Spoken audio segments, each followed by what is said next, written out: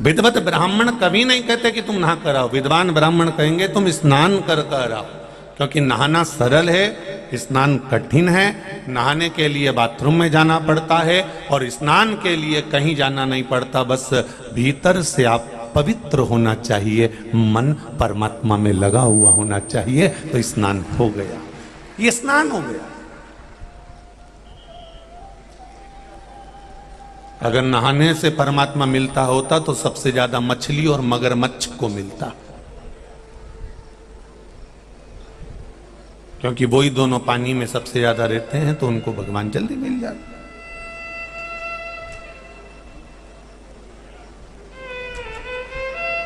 नहाना बहुत सरल है भाई। आप बाथरूम में गए, आप नदी में कूद गए, आप बावड़ी में कूद गए और नहा लिए।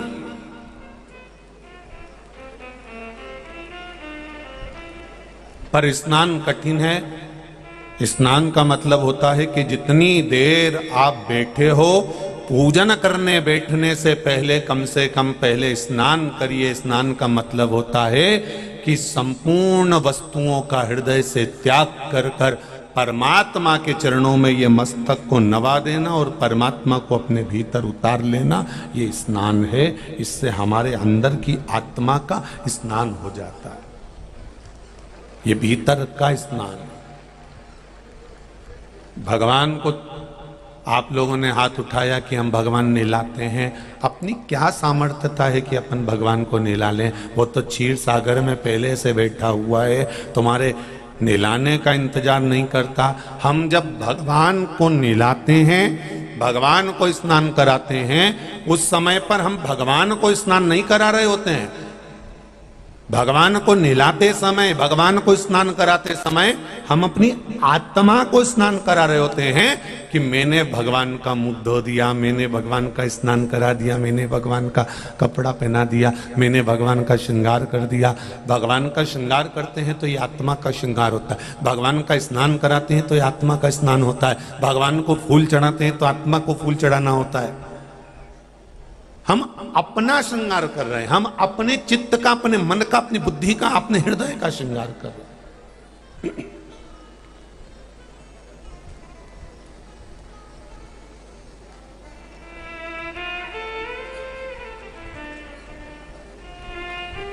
अग्नि जलाएगी, इधर सीमेंट का मकान बना हुआ है, कंक्रीट का पूरा, उसके अंदर रेत भरी है, और इधर लकड़ी का मकान बना है, उसमें लकड़ी भरी हुई है, उसके आगे भूसा भरा हुआ है, उसके आगे सामान भरा, और इससे जहां रेत भरी इससे भी आगे कपास भरा हुआ है। तो आगे क्या करेगी? आगे का काम है, वो जाएगी, सब दूर घूमेगी, जहां पर कचरा भरा होगा वहां सबसे पहले घुसेगी। अग्नि जहां कचरा भरा हुआ है, जहां भूसा भरा हुआ है, जहां कपास भरा हुआ है, जहां पर कबाड़ा भरा हुआ है, आग सबसे पहले वहां प्रवेश करती है और वहां आग लगाती है। वहां प्रवेश कर कर वहां आग लगाती है।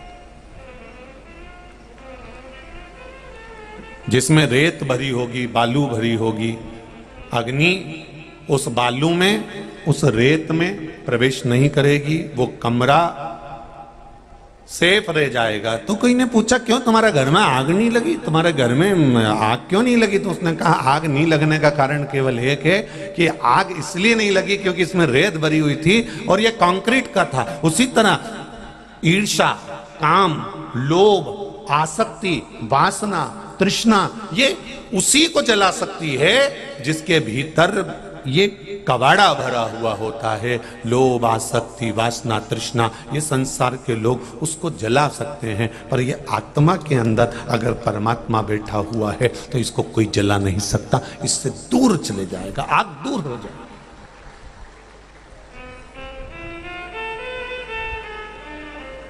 चार चीजों से स्मरण रहे, ये चार चीजों की रोकथाम जरूरी है। पहले नंबर पर आग है, दूसरे नंबर पर पाप है। पाप को भी रोकना बहुत जरूरी है। अगर बच्चे गलत काम कर रहे हैं, घर के लोग गलत काम कर रहे हैं, तो आपको रोकना पड़ेगा, बेटा नहीं ऐसा नहीं करना, देखो दादा ऐसा काम नहीं होना चाहिए, देखो ये गलत हो रहा है, देखो इसको समझो ये गलत हो रहा है, आगे चलकर दिक्कत आ सकती है, तकलीफ आ सकती है।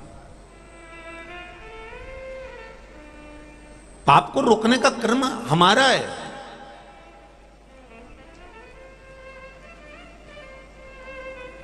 जब ये मनुष्य शरीर को भगवान ने पैदा करा, मानव का शरीर बनाया, मनु शत्रुपा को जन्म दिया, तो ब्रह्मा जी स्वयं स्तुप्त रहकर भगवान शंकर से पूछ रहे थे कि मैंने जंघा से मनु शत्रुपा को प्रकट कर दिया। इस मनु शत्रुपा को मैंने प्रकट करा तो ये ब्राह्मण है, ये क्षत्रिय है, ये वैश्य है कि ये शूद्र है?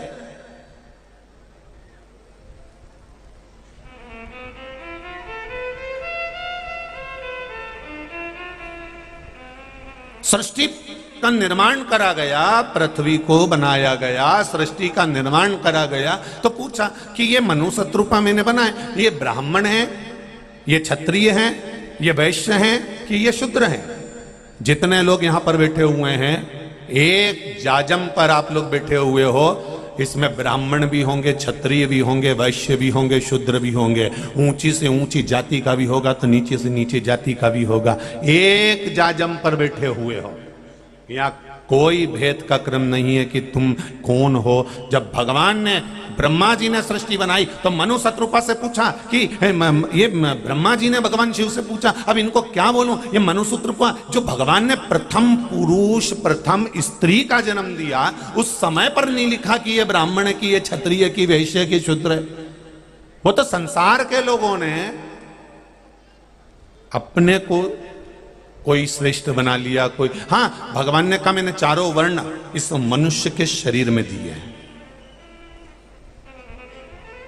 मनु शत्रुपा के शरीर में चारों वर्ण हैं, आप में, हम में चारों वर्ण हैं। जब एक नारी या एक पुरुष किसी को ज्ञान देता है, समझाता है, बच्चा भी अगर किसी को ज्ञान दे रहा है, समझा रहा है, कोई नारी, कोई पुरुष किसी को समझा रहा है, तो समझ लो कि वो ब्राह्मण बन गया।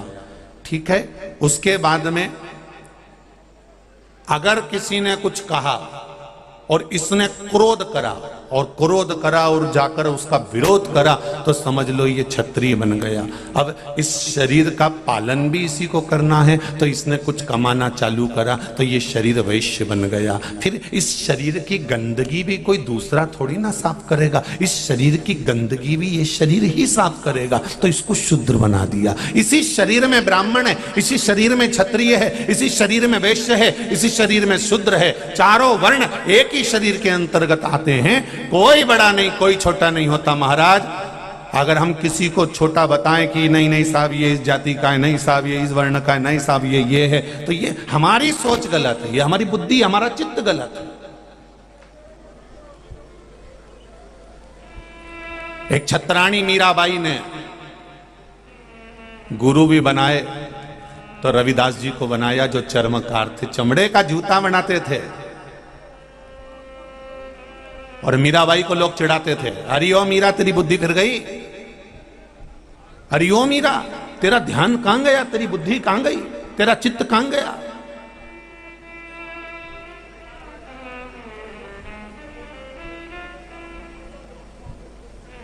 मीराबाई ने पूछा क्या हो गया? संसार में गुरुओं की कमी थी? कोई सतयुग थोड़ी ना चल रहा है, कोई त्रेता युग थोड़ी ना चल रहा है, कोई द्वापर युग थोड़ी ना कर चल रहा है, कलयुग चल रहा है। कलयुग यहाँ किलो के भाव में तोल लो तो इतना गुरु मिल जाएगा। और तू गुरु भी बनाई तो वो चमड़कार को, चमड़े का जूता बनाने वाले को, तुझे कोई दूसरा गुरु नहीं मिला। मीरा, और अगर तूने गुरु बनाया है मीरा, तो एक काम कर, तेरे गुरु जी का आश्रम तू गंगा जी के तट पर बना दे, गंगा जी के घाट पर गुरु रहे तो अच्छा है। मीराबाई गुरु जी के पास गई, रोती, आंख में आंसू भरा था। गुरु जी पहचान गए आज मीरा की दशा ठीक नहीं। गुरु गुरु होता है।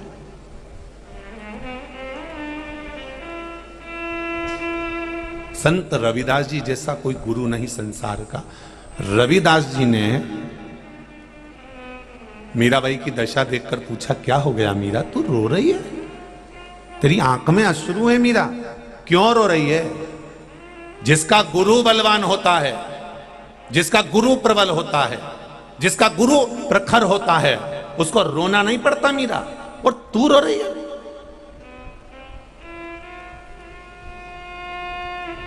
मीराबाई कहती है गुरु जी मैं आपका आश्रम गंगा के घाट पर बनाना चाहती हूं। गुरुजी ने पूछा मैं और गंगा के घाट पर जाऊंगा?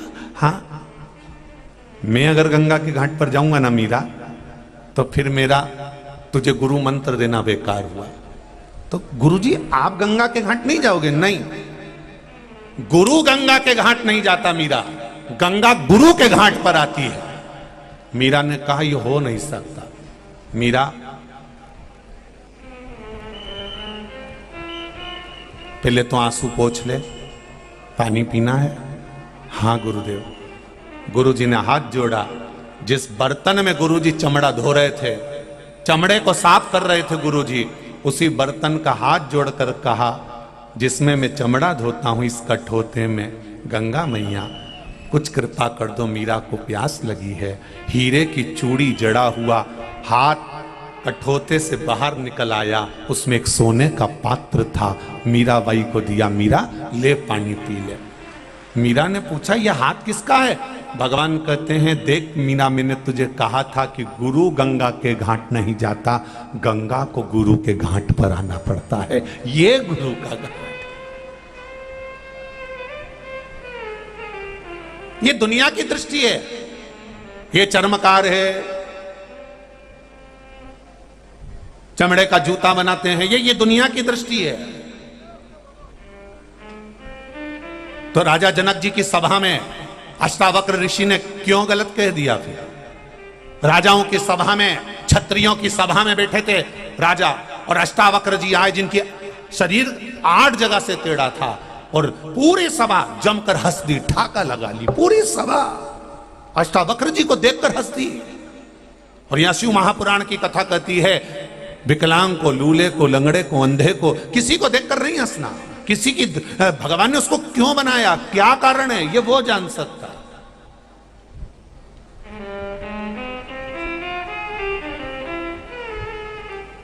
गरुड़ पुराण तो यहां तक कहती है साहब,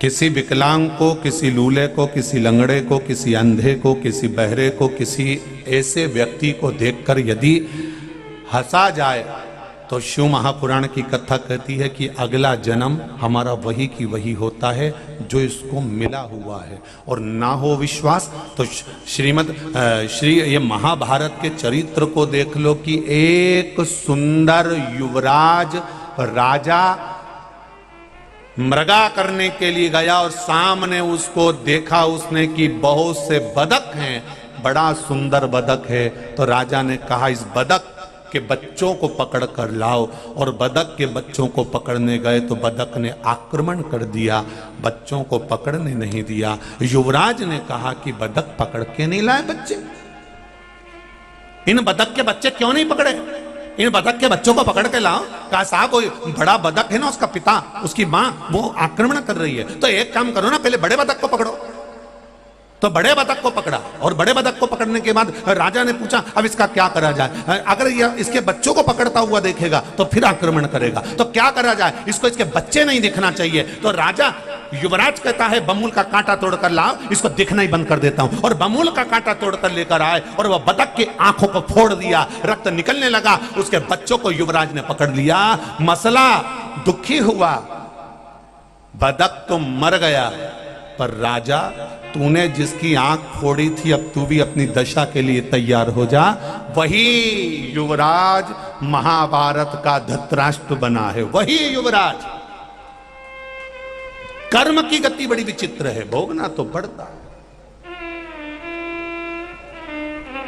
कर्म करो ये भोगना है।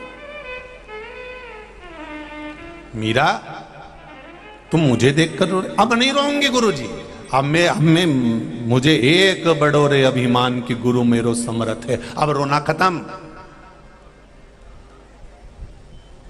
अब दुनिया भले उंगली उठाए, दुनिया भले पक्षपात करे, दुनिया भले कहे कि ये ब्राह्मण, ये क्षत्रिय, ये वैश्य, ये शूद्र है, दुनिया भले कहे,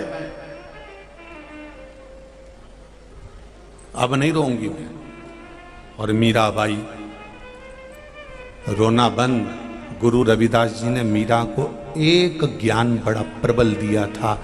मैं मंदसौर वालों से भी कहूंगा कि मीराबाई के इस ज्ञान को अपनी बुद्धि में बिठा कर रखना। जो रविदास चर्मकार थे, उन्होंने मीराबाई को जो ज्ञान दिया था, वो ज्ञान पूरा मंदसौर क्या पूरा विश्व अपनी बुद्धि में बिठा कर रखे कि महाराज मीराबाई से चर्मकार रविदास जी ने कहा था कि मीरा, बहुत ऊंचे पद पर भी बैठ जाओ और आत्मा से अगर अपन किसी का पाप कर रहे हैं, ये मन से अगर किसी का बुरा चाह रहे हैं, तो ऊंचा बैठना भी बेकार है। मीरा, बहुत ऊंचे पद पर भी बैठकर अगर हम किसी का बुरा करें, ये श्रेष्ठ। तुलसीदास जी ने भी लिखा, ऊंच निवास नीच कर तूती और देख न सकई पराई विभूति। जो रविदास जी ने कहा वो तुलसीदास जी ने भी कहा।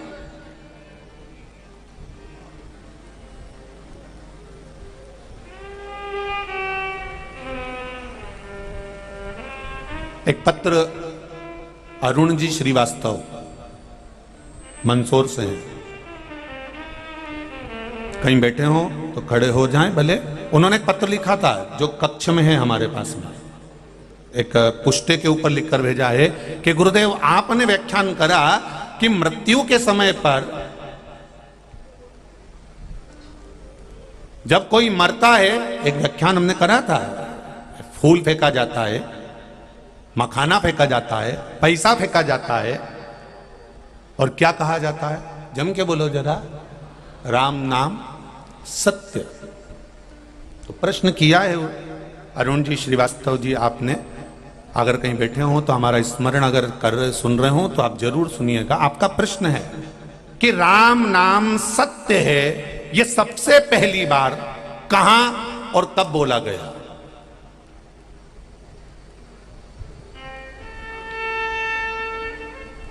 प्रश्न बहुत अच्छा है अरुण जी, आपको नमन करता हूं, मैं आपके प्रश्न को नमन करता हूं। बहुत सुंदर प्रश्न किया।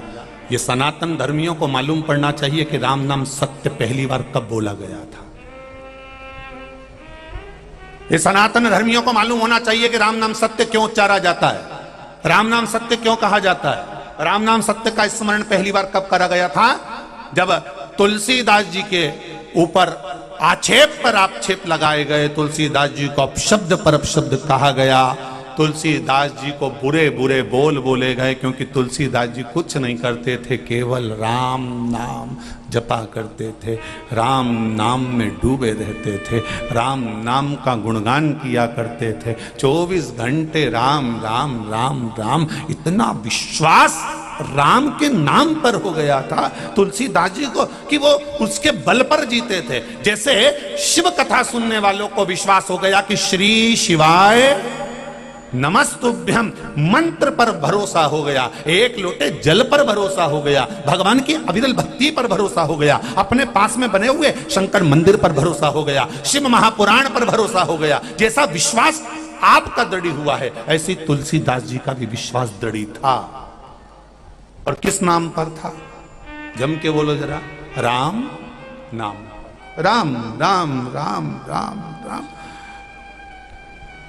विद्वानों ने कह दिया कुछ नहीं रखा राम नाम में। क्या रखा है राम में? ना वेद जानता है, ना पुराण जानता है, ना कोई शास्त्र पढ़े इसने, गंवार की गंवार है, कुछ भी नहीं आता इसको। हाँ, ब्राह्मण भले है पर ना इसको वेद आता है, ना शास्त्र आता है, ना इसको ज्ञान है, ना इसको संस्कृत आए, ना कुछ बोलना आए, इसमें ज्ञान कुछ भी नहीं है, शून्य है, ये गंवार है। इसलिए रामचरितमानस में तुलसीदास जी ने लिखते समय कह दिया था कि मुझे कुछ नहीं आता, मेरी बुद्धि से मैं गंवार, मुझे कुछ नहीं आएगा। विद्वानों ने कहा इसको ना वेद आता है ना पुराण आता, बस ब्राह्मण के घर में जन्म ले लिया, ना वेद जाने, ना पुराण जाने, ना शब्द जाने, ना शास्त्र जाने, केवल राम राम राम राम जपने से कुछ होता है? गांव के लोगों ने विरोध करा और विरोध कर कर गांव के लोगों ने, विद्वज्जन ने उसको गांव से बाहर निकाल दिया। तुलसीदास जी की आंखों में जल था। गांव के बाहर अपने 4 बांस के टुकड़ों को उठाकर और एक चटाई को उठाकर तुलसीदास जी गांव के बाहर अपनी कुटिया बनाकर रहने लगे, अपनी कुटिया बनाकर। और जब गांव के बाहर एक कुटिया बनाकर, गांव के बाहर एक छोटी सी कुटिया बनाकर तुलसीदास जी रह रहे हैं, छोटी सी कुटिया बनाकर,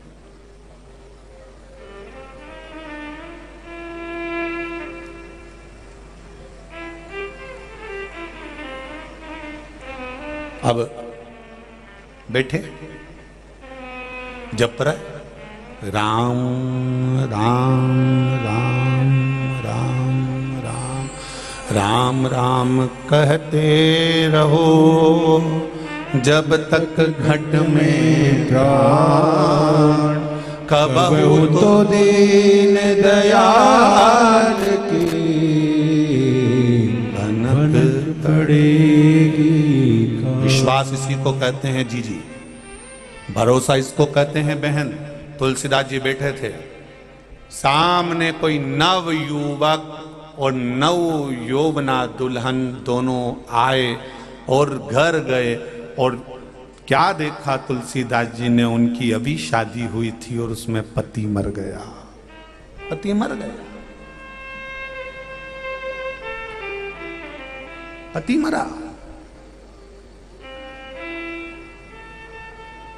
आप भी अपने परिवार वालों को जरूर सुनाना कि सबसे पहला राम नाम सत्य कब निकला था। पति मर गया, पत्नी रो पड़ी, बिलख पड़ी, आरती की तैयारी हो गई, ले जाने लगे बांध कर। तुलसीदास जी गए थे नहाने के लिए। पहले सती प्रथा चलती थी। कौन सी प्रथा? सती प्रथा। पति अर्थी पर जाता था और उसकी धर्म पत्नी लुगड़ा पहनकर, चुंदड़ी पहनकर, हाथ मौली से बांधकर, हाथ जोड़कर पति की अर्थी के पीछे पीछे जाती थी। पति को चिता पर जब लेटाया जाता था तो पत्नी उस चिता पर लेट बैठती थी और पति के शीश को अपनी गोदी में रखकर सती हो जाती थी। आज उसके पति को ले जाया जा रहा है और वो नारी पीछे पीछे जा रही है और लोग चले जा रहे हैं लेकर। कई परिवार वाले रो रहे थे, वो नारी भी रो रही थी। सामने से आ रहे थे तुलसीदास। इस नारी के मन में आ गया कि भले गांव के लोग इसको ढोंगी बोलते हों, अपशब्द कहते हों, ताना देते हों, गाली देते हों, गांव से निकाल दिया, लोग कुछ भी कहते हों, पर है तो ब्राह्मण, ब्राह्मण तो है ना।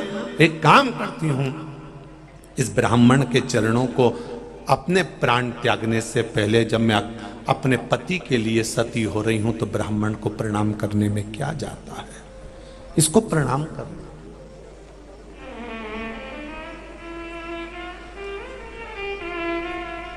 वो नारी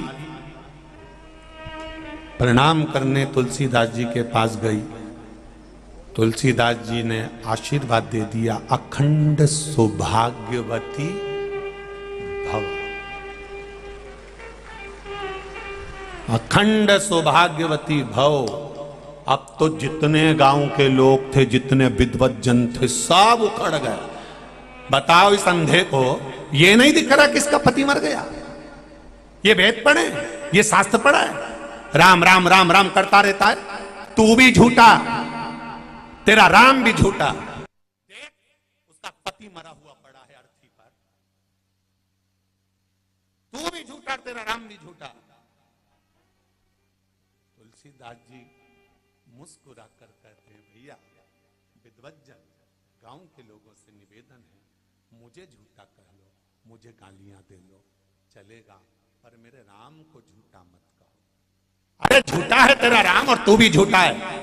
अंधा हो गया, दिखता नहीं उसका पति मर गया, अर्थी पर बंधा हुआ है, मर गया वो। ये सती होने जा रही है पीछे पीछे, और तू उसको आशीर्वाद दे रहा अखंड सौभाग्यवती होने का। अगर वेद पढ़े होते, शास्त्र पढ़ा होता तो तुझे ज्ञात होता। मूर्खों जैसी बात करता है तू विद्वान नहीं है। भैया मुझे कुछ भी कहो, पर मेरे राम को झूठा, तेरा राम भी झूठा है और तू भी झूठा है। उसने कहा, अगर मेरा राम झूठा है तो आप एक निवेदन स्वीकार करो, 2 क्षण के लिए इस अर्थी को नीचे रख दो। 2 क्षण के लिए गांव के लोगों ने अर्थी नीचे रखी। तुलसीदास जी उस अर्थी के पास बैठे और राम राम राम राम कहना प्रारंभ करा। राम राम कहना जो प्रारंभ करा तो मुर्दा उठकर बैठ गया। मुर्दा उठकर बैठ गया। तब गांव के लोगों ने और विद्वानों ने कहा, आज समझ में आया कि राम नाम सत्य है। अभी तक तुलसीदास भी झूठे थे और राम का नाम भी झूठा था, पर आज दिख गया कि राम नाम सत्य है। इसीलिए मुर्दे को ले जाते समय बेलपत्री के पेड़ के नीचे थोड़ी देर रोका जाता है, क्योंकि लोगों को यह आज भी लगता है कि तुलसीदास जी ने उस मुर्दे को नीचे रखकर जगा दिया था। तो हो सकता है अभी भी मौका है, शमशान में ले जाने से पहले, उसको चिता पर लेटाने से पहले एक जगह पर नीचे उतार दो। हो सकता है कहीं का संत आ जाए, महात्मा आ जाए और राम राम कहकर इसको जगा दे। इसलिए आज भी नियम है मुर्दे को रखने का। ये तुलसीदास झूठा था, ये राम नाम झूठा था, पर राम नाम सत्य का प्रमाण दे दिया। तब लोगों ने उस दिन से प्रारंभ कर दिया, राम नाम सत्य है और वो सत्य है, इसलिए संसार चल रहा है। आज भी कई लोग कहते हैं संसार बड़ा बुरा है, हम कहते काहे को बुरा है? संसार के बराबर कुछ हुआ? कितना जोरदार है, इससे जोरदार कोई संसार नहीं होगा। कोई कहे कि नी साहब सतयुग अच्छा था, नी साहब त्रेता अच्छा था, नी साहब द्वापर अच्छा था। तो उस समय पर राक्षस नहीं थे क्या? सतयुग में कितना राक्षस था, हिरण्याक्ष, हिरण्यकशिपु, कितना अंधकासुर ने, ये न वो, कितना बड़ा। उसमें भी रावण था, कुंभकर्ण था, मेघनाथ, अक्षय, कितने भरे पड़े हुए थे। देखो रामायण में एक से बढ़कर एक मिलेंगे। तो द्वापर में नहीं थे क्या? कंस, पूतना, कितना तृणावत, अगासुर, बकासुर, कितना पड़ा हुआ है, ढेर सारा। तो कलयुग, तो क्या कलयुग तो फिर भी ठीक है, इतने राक्षस नहीं है अभी भी, और थोड़े बहुत हैं तो वो चलेगा, और ये अच्छी क्वालिटी के नहीं है, कोई टेंशन वाली बात नहीं। उस समय क्वालिटी के इनको प्रमाण पत्र मिलता था कि ये कंस है, राक्षस है। रावण को प्रमाण पत्र मिला था कि ये राक्षस है, मेघनाथ को मिला था कि राक्षस का पुत्र है। पर आज के जमाने में राक्षस को प्रमाण पत्र नहीं मिलता, इसलिए पहचान नहीं हो पाती कि ये राक्षस है कि नहीं, इसके साथ पार्टनरशिप करूं कि नहीं करूं, इसके साथ मैं काम करूं कि नहीं करूं। जब ये तुम्हारे साथ गलत करता है तब समझ में आता है राक्षस ने हमारा पूरा निपटा ही दिया। तब समझ में आया, तो अब उसको प्रमाण पत्र तुम्हारी ओर से मिला कि ये राक्षस है, इन्हें हमारे साथ पार्टनरशिप करी थी और ये आधे से ज्यादा हमारा सामान, हमारी प्रॉपर्टी सब निपटा ही गया और मुझे रोड पे लाके छोड़ दिया। तब समझ में आया कि ये प्रमाण पत्र अब मिला इसको।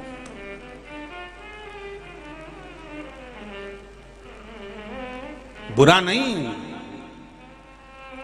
ये कलयुग बुरा नहीं है, कलयुग के बराबर तो कोई सा युग भी नहीं हुआ कि भगवान का भजन करो। कलयुग केवल नाम आधारा और सुमर सुमर नर उतरहि पारा। कलयुग में है ही क्या, तुम भगवान का नाम लो, भगवत भजन करो। श्री शिवाय नमस्तुभ्यम।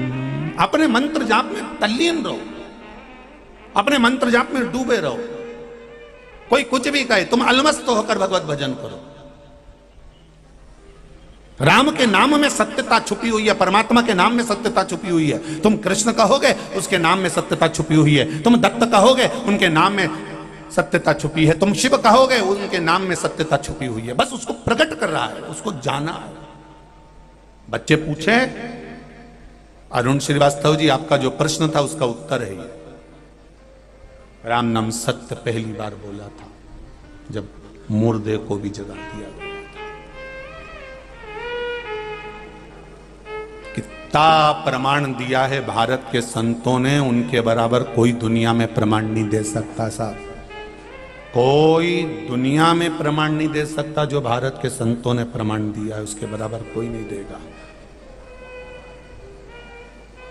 नरसिंह मेहता जी से हर बार पूछते थे उनके साथ वाले, क्यों रे नरसिंह, तेरी भाभी तो बहुत गाली दे रहे। नरसिंह के तो भाभी से क्या है, हमारा दादा तो एक नंबर का, हमारा दादा मेरे पक्ष में, बंसीधर मेरा भाई मेरा है। तो भाभी तो तेरे को अपशब्द बोले, बोलवा दो, बात तो रूखी रोटी दे देन दो। तो फिर उस घर में क्यों रोए, किसके भरोसे पे रह रहा उस घर में? अरे मेरा दादा है नहीं, हमारा भाई बहुत जोरदार है, वो तो मेरा है ना, भाभी का क्या है, वो तो बोलती रहेगी, वो तो अपशब्द कहती रहेगी। नरसिंह मेहता जी बोले भाभी से क्या, भाभी बोले तो बोलने दो, तो थारी भाभी तेरे को गाली दे देन दो, अपशब्द बोले बोलने दो। मारा दादा तो मारा है ना, मारा भाई तो मेरा है ना। बस नरसिंह मेहता के शब्दों को अपने ऊपर उतार कर रख लो। भाभी अपशब्द के, भाभी गाली दे, भाभी रूखी रोटी दे, पर दादा तो अपना है ना। उसी तरह संसार के लोग कुछ भी के, भोलेनाथ तो अपना है ना। बस उसको अपना बना लो। बाकी की आग लगे बस्ती में अपन रियो मस्ती में एकदम चकाचक। भले 1 घंटे तक पेंसिल से लाइन खींचो और डब्बा बदलो, बोले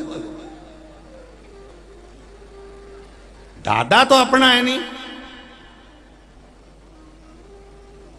बस बहुत उतना। भाभी तो तेरे को गाली दे तो हमने कहीं करना गा भाभी से, भाई तो दूसरे घर की आई है। बोलो सही बात है कि नहीं है? वो तो पराये घर की आई है, तो पराये घर का व्यक्ति तो गाली देगा। जो नहीं समझता होगा वही तो अपशब्द कहेगा। तो थारी भाभी तेरे को रूखी रोटी दे, भले दे, अपने कई मतलब नहीं। दादा तो अपना है नहीं। बस दादा अपना होना चाहिए, हमारा भाई मेरा अपना है।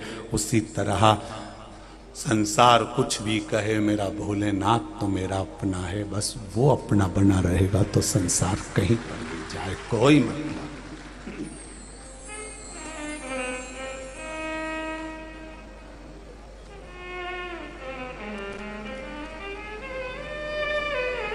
बस वो मेरे भोले तेरा सहारा है,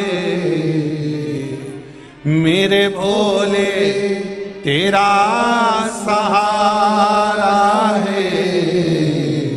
मेरी नैया का तू किनारा है, मेरी नैया का तो किनारा है।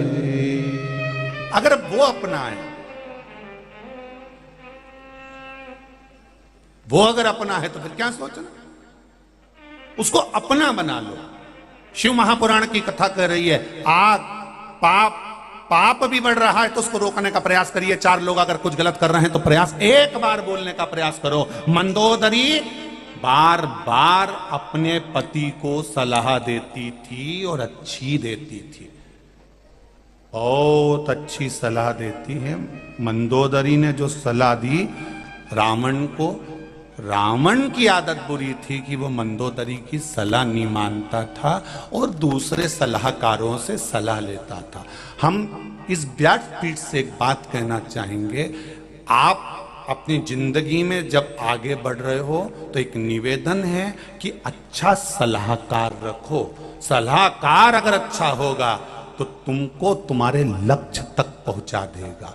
तुम कई राजनीति के गुण तत्व को देखना, कई राजनीति के लोगों को देखना, इनके शिव शंकर जपो देवारा, भोले बाबा जपो तेरी माला, भोला सब दुख काटो मारो, ओ भोला सब दुख काटो मारो। भगवान शिव की कथा कह रही है, सलाहकार श्रेष्ठ हो, आड़ी टेढ़ी सलाह देने वाले नहीं हो। लंकाधिपति रावण के उस सभा में जितने बैठे थे तो लंकाधिपति रावण ने सामने प्रश्न रख दिया कि राम जी से युद्ध लड़ना ठीक रहेगा कि नहीं रहेगा। ये सलाह मांगी है लंकाधिपति रावण ने।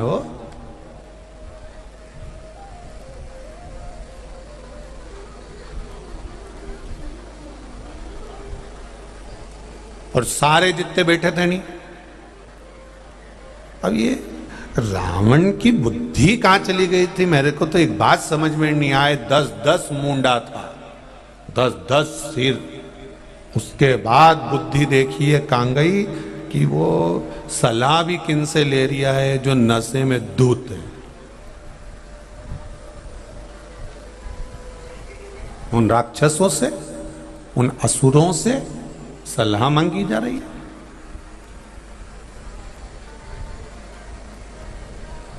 अब बोलो रे बोलो। उनकी सेना बड़ी भारी है, बंदर लोग साथ में है, सारे बानर सेना है। इतने में जितने बेटे थे नहीं सलाह देने वाले, उन्होंने कहा काहे को टेंशन लेते हो महाराज, ये सारे बंदर तो हमारे सवेरे मॉर्निंग का नाश्ता है, इनको तो हम निपटा जाएंगे, ककड़ी भुट्टे की तरह सबको चीर फाड़ के खा जाए। ये तो हमारे सवेरे का नाश्ता है, एक नहीं बचेगा सवेरे। आन दो जरा इनको युद्ध के मैदान में, एक नहीं बचेगा।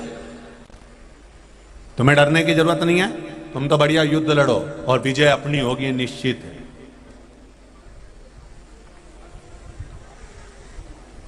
आपको टेंशन लेने की जरूरत नहीं है, विजय निश्चित होगी, ये पक्का है।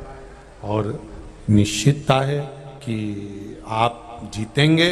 और अब बताओ, इन नशे में धुत से इनसे सलाह मांगी, और वो बेचारी मंदोदरी रोज कह रही है कि सीता जी को छोड़िया मत, युद्ध लड़ो। आपसे निवेदन कर रही हूं, पूरा परिवार नष्ट हो जाएगा। कितनी सलाह दी मंदोदरी ने, कितनी सलाह दी, पर मंदोदरी की सलाह को कोई मानने को तैयार ही नहीं था।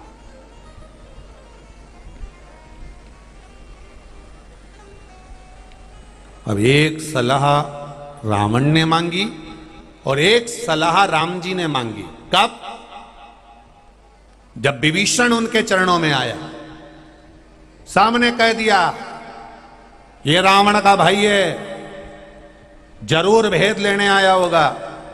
और ऐसी घड़ी में जब युद्ध चालू हो रहा है और उस समय पर एक दुश्मन का भाई आकर बैठ जाए, दुश्मन का भाई तुम्हारे पास में आ जाए, तो जरा विचार करिए।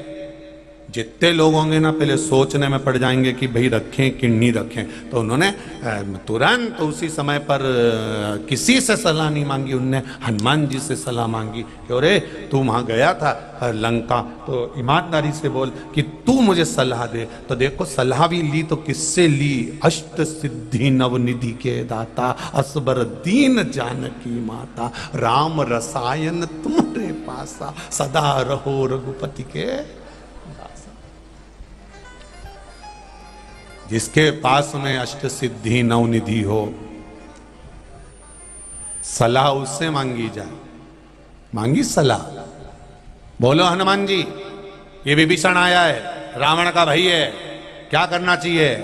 हनुमान जी ने कहा बिल्कुल प्रभु, सब मना कर रहे हैं, पर ये दास कह रहा है रख लो, आज नहीं तो कल काम जरूर आएगा। और आया, जब बार बार शीश कटकर गिरे रावण के, वो खड़ा की खड़ा रहा। तब आखिरी में हनुमान जी ने विभीषण से कहा कि अब बता कि क्या करना चाहिए। तो उन्हें कहा कहीं नहीं कि नाभि में बाण छोड़ दो, ये मर जाएगा। सलाहकार की सही सलाह मिली तो लंका पर जीत हासिल करी।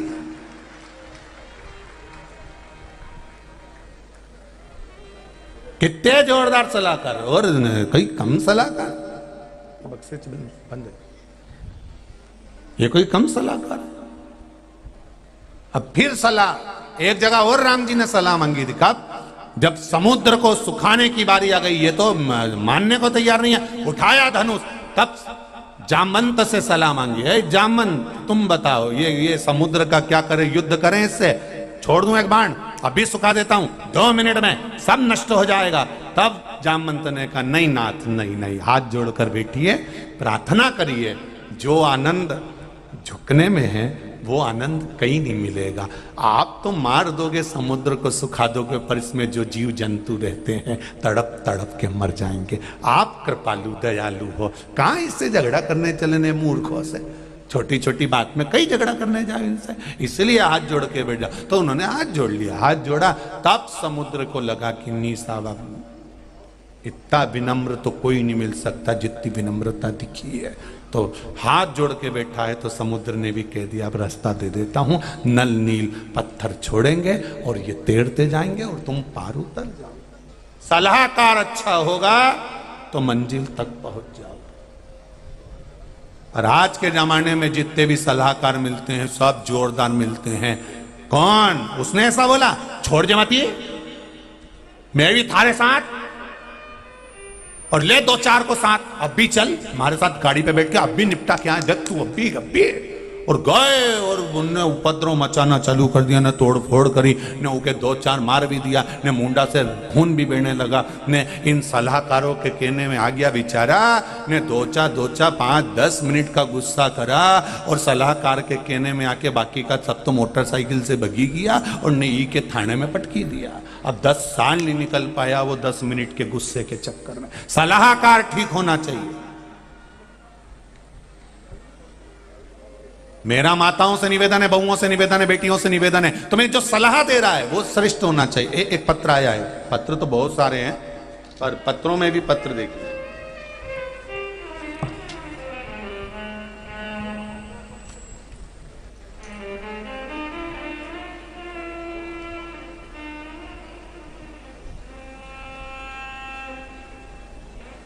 सोनू कुंवर मंदसौर से 30 किलोमीटर दूर प्रतापगढ़ से हूं। पहले मेरी ईश्वर में बिल्कुल भी आस्था नहीं थी। कहीं बैठे हों तो सोनू कुंवर मंदसौर से कहीं बैठे हों तो हाथ हिलाइएगा, जहां कहीं भी बैठे हों। पहले मेरी ईश्वर में बिल्कुल भी आस्था नहीं थी, लेकिन मेरे पतिदेव के कहने पर मैंने आपकी कथा श्रवण किया। उसके बाद से आज दिन तक आपकी कथा नहीं छोड़ी। सारे काम छोड़कर आपकी कथा लाइव सुनती हूं।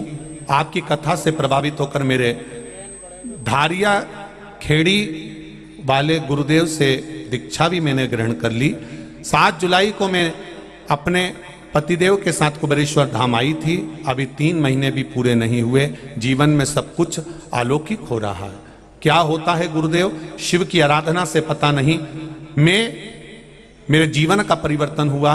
10 वर्षों से पतिदेव संविदा में थे, कोर्ट में केस चल रहा था। लोगों ने और भी कहा कि वहां पत्र भेजो, वहां पत्र भेजो, सबने सलाह दी, पर मेरे शंकर पर मुझे विश्वास था। मैंने 1 लोटा जल चढ़ाना प्रारंभ किया, बेलपत्र का शहद वाला प्रयोग करना प्रारंभ करा और गुरुजी लाइन पटरी पर आना प्रारंभ हो गई।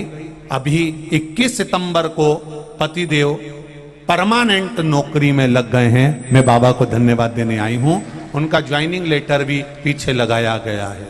ये देखिए, ये शिव है, ये शंकर, ये औघड़ी, ये दयालु। एक पत्र एक बेटी ने लिखा है, वो भी देखिए। उस बेटी ने अपना फोटो भी लगाया, जो सीए बनी है और जॉब लगा है जिस बेटी का, उसका पत्र में फोटो भी लगा हुआ है, उसने फोटो भी लगाया। कुसुमलता बघेरवाल, मैं मंदसौर से हूं गुरुदेव। मुझे मेरे बाबा ने बहुत दे दिया, मैं क्या बखान करूं गुरुदेव। आपको सबसे पहले कहीं बैठी हो कुसुमलता बघेरवाल, कहीं बैठी हो तो हाथ हिलाइएगा। जा आप ही हैं? श्री शिवाय नमस्ते। बाबा की कृपा से मेरी बेटी सीए बन गई और सीए तो बनी, उसका फोटो भी भेज रही हूं। जो सीए की डिग्री भेजी है उसका फोटो भी उन्होंने लगाया है। और सीए तो बनी, पर बाबा की कृपा देखिए गुरुदेव कि बाबा ने ऐसे ही सीए बनाकर नहीं छोड़ा। मेरे बाबा ने 2021 मई में मेरी बेटी को सीए बनाया और उसके बाद में 1 लोटा जल का प्रमाण क्या है, आईसीआईसीआई बैंक में भोपाल में मेरी बेटी मैनेजर पोस्ट पर सर्विस में लग गई। ये शिव है। बैठिए, हर हर महादेव। बैठिए बैठिए। एक पत्र और आया है, वो भी देख लीजिए। धर्म राजेश्वर मंदिर महादेव से ये हैं।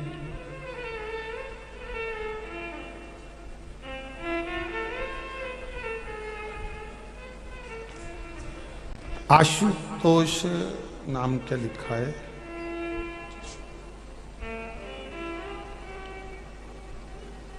धर्म राजेश्वर की पावन नगरी चंदवासा मध्य प्रदेश से हैं ये। उनने भी पत्र में लिखा है श्री शिवाय नमस्तुभ्यं चरणों को कोटि प्रणाम। संकल्प लिया था महादेव के चरणों में पशुपति व्रत करना प्रारंभ करा। 5 पशुपति व्रत मेरी सरकारी नौकरी के लिए मैंने करा था। सरकारी नौकरी लगा देना ये मेरे बाबा से कहकर मैंने पशुपति व्रत प्रारंभ करा। बाबा की कृपा से ऐसी कृपा हुई कि 2 पशुपति व्रत करने पर ही बाबा ने मेरी इच्छा पूरी कर दी और मेरी सरकारी जॉब लग गई। ये शिव कृपा है, ये शंकर की उदारता, शंकर की करुणा, ये शिव है।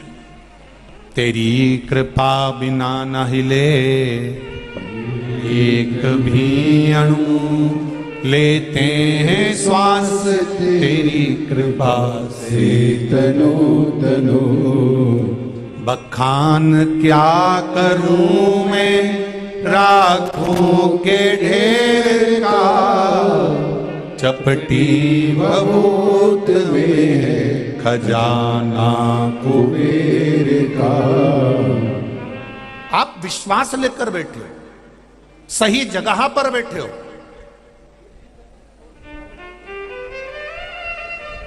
रोड पर चलते फिरते व्यक्ति अगर आपको सलाह दें तो हाथ जोड़ के निवेदन है, वो चलते फिरतों ने रावण को डुबो दिया था, तुम्हें भी डुबो देंगे। इसलिए हो सके तो घर में घर के बुजुर्गों से, माता पिता से, घर के बड़ों से, जिनके भीतर बुद्धि विवेक ज्ञान सब हो। भले घर का जो बुजुर्ग आदमी होता है, बड़ा आदमी होता है, वो भले ज्यादा पढ़ा लिखा नहीं होता पर उसमें उतना अनुभव बहुत होता है। उनका अनुभव इतना होता है कि एक इंजीनियर एक आड़ा टेढ़ा पाइप, उस आड़े टेढ़े पाइप में एक तार को डाल रहा था और वो तार अंदर नहीं जा रहा था। इंजीनियर 6 लगे हुए थे, पीली टोपी सिर पे लगी थी, पर वो तार अंदर नहीं जा रहा था। एक गांव का व्यक्ति वहां से निकल कर जा रहा था। उस गांव के व्यक्ति ने देखा कि इंजीनियर साहब 9 दिन हो गए, वो तार अंदर नहीं जा पा रहा है, परेशान हो रहा है। 9 दिन हो गए इंजीनियर को, 6 इंजीनियर लगे हैं पर तार अंदर नहीं जा रहा, परेशान हो रहे हैं। तो गांव के व्यक्ति ने कहा, इंजीनियर साहब लाओ, मैं अभी इस तार को अंदर डाल देता हूं। एक इंजीनियर को क्रोध आ गया। इंजीनियर ने कहा, बताओ, ये गांव का रहने वाला गंवार, बताओ, खेती बाड़ी में इसका बुद्धि, और ये कह रहा है कि इस पाइप में मैं तार डाल देता हूं, ले डाल के बता। अब वो गांव का व्यक्ति वहां पर पाइप को रखा, घर गया, अलमारी के अंदर एक चूहा भरा पड़ा था, उस चूहे को उठा के लाया, उसकी पूंछ से तार को बांध दिया, उन्हें पाइप में छोड़ दिया, पाइप से चूहा उधर, तार निकल के उधर। तो कई बार ऐसा नहीं है कि हमारे घर के लोग विद्वान नहीं है, हमारे घर के बुजुर्ग, माता पिता, घर का बड़ा वृद्ध, गांव का कोई बुजुर्ग हो, गांव का कोई बड़ा हो, वृद्ध हो, अपने नगर का मंदसौर का कोई बयो हो, वृद्ध हो, उसका आदर करिए, सम्मान करिए, सत्कार करिए और ध्यान रखिए कभी कभी सलाह उनसे लेकर जाना। रोड पर सलाह नहीं मिल सकती, रोड पे तो फालतू की सलाह मिलती है। हाँ उसका बुरा कर दे, हाँ उसका ऐसा कर दे, हाँ तू तो ऐसा कर दे, कहीं कर लेगा वो, तू तो कर ले, जा तू तो बैठ, ऐसी फालतू की सलाह लोग देते हैं। पर घर के लोग जब सलाह देते हैं, बेटा उसने बुरा कर दिया ना, कोई बात नहीं, गाली दी ना, कोई बात नहीं, समय आएगा ना जवाब परमात्मा देगा, तू काहे को टेंशन ले छोरा।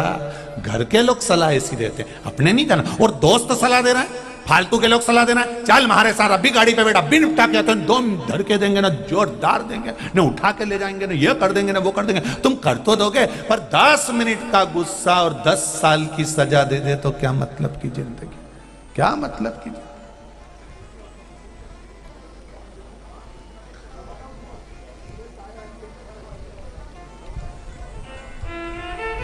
क्या मतलब कैसा जीवन। सलाहकार अच्छे हों तो पाप नहीं हो सकता। पाप इसको वहीं पर रोकने का प्रयास करो जैसे घर के बड़े लोग रोकते हैं। तीसरे नंबर पर है सांप। सांप आए तो उसको रोकने का प्रयास करो, ज्यादा आगे बढ़ेगा तो ना जाने कितनों को नष्ट कर देगा, उसको रोका जाए। चौथे नंबर पर है रोग, बीमारी। छोटी सी भी अगर बीमारी शरीर में आ गई है तो उसको वहीं पर रोकने का प्रयास करो, वो बढ़ती चली जाएगी तो आखिरी में तकलीफ देती चली जाएगी। मुख में एक छोटा सा भी छाला हो तो पहले भोलेनाथ जी से कहो कि बाबा 8 दिन हो गए, 15 दिन हो गए, छाला समाप्त नहीं हो रहा, आप कृपा कर दो दयालु। बेलपत्री ना खाते हुए शिव जी पे चढ़ा हुआ जल का आचमन करना प्रारंभ कर दो, बाबा संभाल लेना, ठीक होना चाहिए। हम कई लोगों से कई बार कहते हैं कि बेलपत्री खाने से हो सकता है जीवान में छार छार हो जाए, हो सकता है जीवान में तोरापन आ जाए, और रोटी का स्वाद भी कई बार कम हो जाता है। तो निवेदन है कि आपको जरूरी नहीं है कि आप उसको चबा कर खाओ, उसको सुखा कर पीस कर भी आप प्रयोग कर सकते हो। कोई जरूरी है कि उसको गोली बनाकर भी पानी से निगल सकते हो।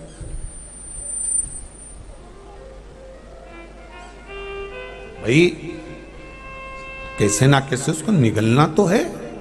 कई लोग कह रहे थे, अभी कल की बात है, कोई कह रहा था गुरुजी वो जब हम नीचे गए मिलने तो कोई हम वापिस आने लगे तो कोई कर गुरुजी एक बात बताओ, ऊपर जो खड़े थे वो कहे कि गुरुजी आप कथा में इतने सारे दृष्टांत बोलते हो, इतनी सारी बातें बोलते हो, ये कथा में बोलना जरूरी है? हाँ, क्यों नहीं जरूरी है? डॉक्टर ने लिखा कि 2 गोली सवेरे खाओ ने 2 गोली शाम के खाओ। तो तुम क्या करोगे बोलो? खाओगे कि नहीं खाओगे? अरे बोलो तो जी हो, खाओगे ना? तो डॉक्टर ने उसमें लिखा कि पानी के साथ खाओ, लिखा उसने। फिर तुमने क्या करा? यूं ही चबा चबा के खा गई। अरे बोलो तो जम के, कैप्सूल मुंह में रखा, चबा चबा के खा गई। नी क्या करा तुमने? तुमने कहा नी रे, डॉक्टर ने बोला गोली खाओ, पर पानी तुमने अपनी तरफ से जोड़ा है कि पानी से गोली खाऊंगी तो उतरी जाएगी। उसी तरह कथा में दृष्टांत जो बोले जाते हैं तुम्हें उतरी जाए, इसलिए बढ़ाकर बोले जाते हैं कि उतर जाए।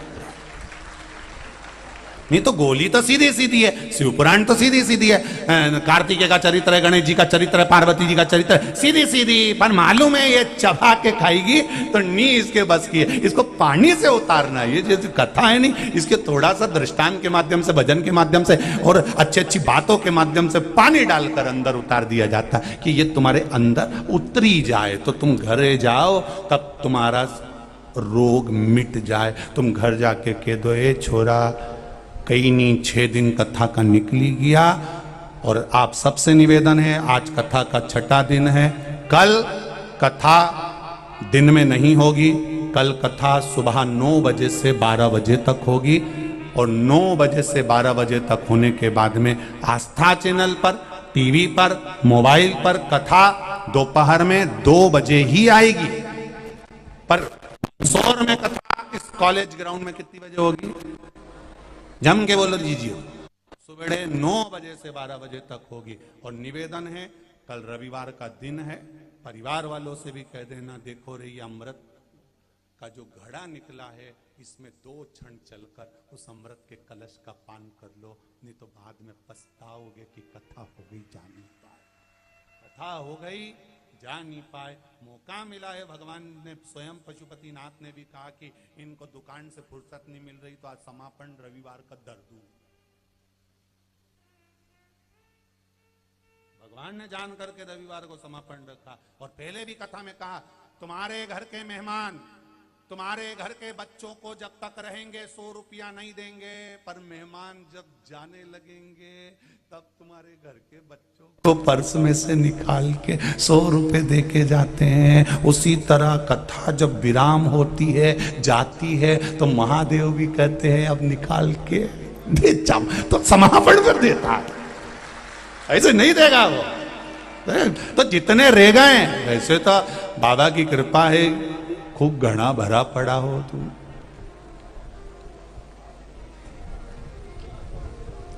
पूरे मंदसौर में जितने मोबाइल खोलो सब में भीड़ की फोटो मिले, और लोग भी इतने चतुर, मां डिवाइडर पे खड़े हो जाओ, वहीं से बनाता रहे, वहीं से सब एक दूसरे के। पर यह जरूर है कि पशुपतिनाथ की कृपा, आप लोगों का, मंदसौर वासियों, आपका प्रेम, आपका स्नेह, इस भूमि की धन्यता है कि यहाँ इतनी संख्या में लोग पधारे और बाबा की कृपा यहाँ पर बरसी है। रेलवे स्टेशन पर देखो तो अपार भीड़, आस्था चैनल वालों के पास में यहाँ के स्टेशन के अगर फोटो हो तो अवश्य डालिएगा। अपार भीड़, अपार, बसों में देखो तो अपार भीड़, गाड़ियों को देखो तो अपार। आपका विश्वास, ना किसी ने कुछ दिया ना लिया। कल कथा विराम हो जाएगी, आप अपने घर, हम अपने घर। पर इन पत्रों में ये आज धर दिए रे वापिस इन पत्रों में और भी है ढेर, और झोला में भरा है, देना मेरे।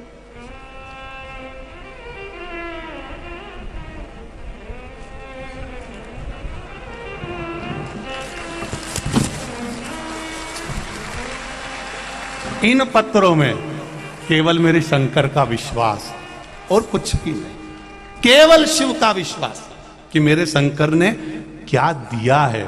और इतने लोगों में इतने पद से कहें कि तुम पत्र लिखो, जब हमारे पास फुर्सत ही नहीं पढ़ने की, हम पढ़े ये पत्र, उनका स्मरण करें कि श्री शिवाय नमस्तुभ्यं जपे, उसका भजन में लीन रहो, तल्लीन रहो।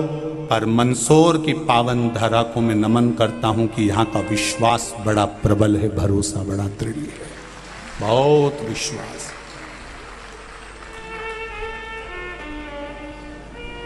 विश्वास में कोई कमी नहीं इनके, कि भरोसा बड़ा प्रबल है। यहाँ के जो आसपास के गांव के जो लोग पधारे, इनकी भक्ति, और मंदसौर की जो जनमानस ने, सेठ हों, दुकानदार हों, व्यापारी हों, उन्होंने कोई पोहा भंडारा चला रहा है, कोई पानी पिला रहा है, कोई चाय पिला रहा, कुछ ना कुछ सबकी सेवा में। और ये सेवा भारती ने, कल हवा तेज चली, पानी तेज गिरा, शाम के समय पर सामने के टेंट पूरे की पूरे नीचे हो गए, पर सेवा भारती के एक एक सेवक ने आगे बढ़कर रात में ही सब कंप्लीट कर फिर सुबह की तैयारी कर दी। क्या कहूँ, यहाँ की बेटियों को, यहाँ के बेटों को बहुत बहुत साधुवाद, धन्यवाद दूंगा। मेरी जीजियों को, मेरी बहनों को, वास्तवता है आपकी भक्ति के आगे सब फीका है साहब, आपके विश्वास और भक्ति के आगे सब फीका है। सारे रिकॉर्ड जनमानस के तोड़ दिए। हम सोचे थे इंदौर में पब्लिक ज्यादा, कोई बोले देपालपुर में ज्यादा, कोई बोले अशोक नगर में ज्यादा, अशोक नगर से ज्यादा तुम यहाँ भर गए रे दादा, गजब। तो क्या पता तुम लोग कंपटीशन कर रहे हो कि क्या कर रहे हो, ये समझ में नहीं आता।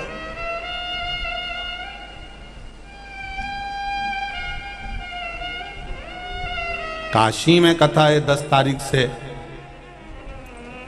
इतनी भीड़ देखकर वहां के, अब कल मालूम पड़ेगा कि वहां प्रयास कर रहे हैं। उन लोगों ने पहले तो अनुमति दे दी थी, अब कल मालूम पड़ेगा। भोलेनाथ जी तो वहाँ कुछ वापिस अनुमति को कहने लगे कि भाई देखो आ जाए। तो ये वहाँ पर जो बेचारी एक अकेली लेडीज है, उसके परिवार के लिए वो कथा करवा रही है। मैं तो काशी वालों से ज़रूर कहूँगा कि उसका साथ देकर उसको परमिशन देना चाहिए और 10 तारीख वाली कथा काशी में होना चाहिए। पर आज मालूम पड़ा कि परमिशन नहीं दे रहे हैं, तो फिर मन थोड़ा सा क्षुब्ध हुआ कि वो अकेली बहुत दिन से लगी, जब टेंट लग गया, पंडाल लग गया, तो उसको परमिशन मिलना चाहिए।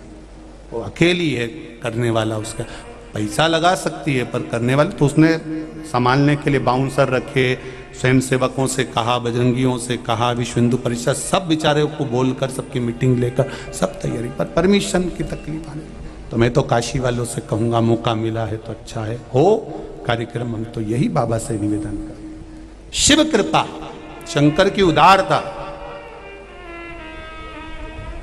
विश्वास,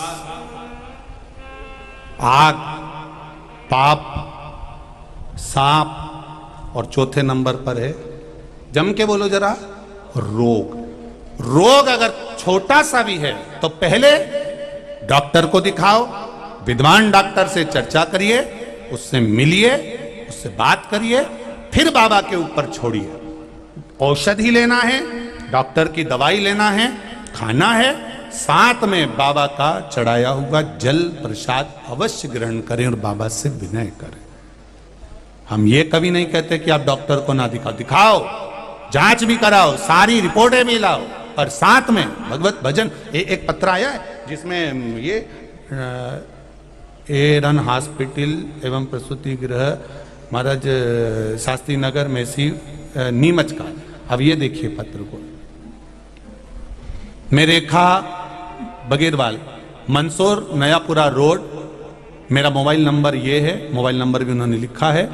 भोलेनाथ के रुद्राक्ष का जल का क्या बखान करूं गुरुदेव। मैं मेरे पापा के बारे में कुछ बताना चाहती हूं। मेरे पापा को अचानक बाथरूम बंद हो गया। नीमच के एरन हॉस्पिटल में उनको जांच कराई गई और जांच कराने के बाद ऑपरेशन का बोला गया। ऑपरेशन की तैयारी के लिए 3 दिन हमने मांगे और हम उस बीच में कुबरेश्वर धाम पहुंच गए। वहां से एक रुद्राक्ष मांग कर लाए, उस रुद्राक्ष को पानी में गलाकर शिव जी को चढ़ाकर उसका जल पिलाना चालू करा। 3 दिन बाद हम वापिस हॉस्पिटल में पहुंचे। 13/7/2022 को वापिस सोनोग्राफी करवाई तो डॉक्टर साहब ने कह दिया अब इनके ऑपरेशन की जरूरत नहीं है, इनकी नड़ी ठीक हो चुकी है। ये रिपोर्ट भी मैं पीछे लगा रही हूं, पीछे रिपोर्ट भी लगाई गई। ये शिव है, ये शंकर है, ये औघड़ी है। ये सारी जांचें, सारी रिपोर्टें उसने लगाई। औघड़ी है वो, दयालु है, दातार है।